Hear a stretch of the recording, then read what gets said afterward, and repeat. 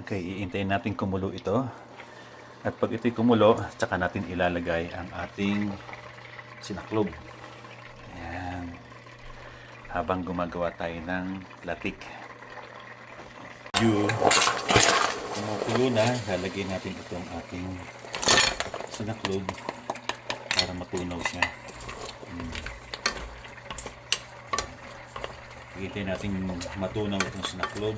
Palalaputin natin bago natin ilagay ang ating malagkit na sinaing. Kumukulo na po ang ating tinutunaw na sukal. Hintayin lang po natin na matunaw ng lahat at tumapot. Ito naman yung ginagawa natin latik.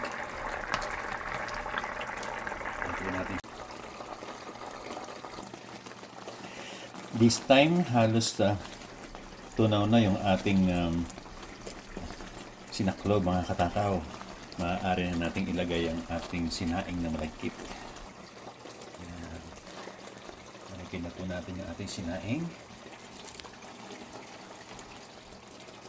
Haluin lamang po natin ito, mga haluin hanggang sa lumapot. Ito, malagkit. Para sa bagong taon. Para malagkit. Wow. Puno-puno. Ito ay nasa 1 kilo at kalahating malagkit ang sinaing ko. Tapos may 4 na pirasong sinaklob na maliliit. Tama ng laki.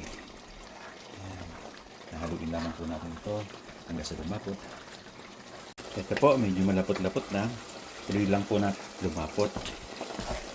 Masarap ito, lalo na kung may kinakain yung medyo nagtututong. Ating latik. At kukunin lang po natin ang oil nito at ilalagay natin sa ating dahon. Wow, ang bango. Ang sarap. So ngayon, lang, kaya hindi siya dumikit. Now, wow.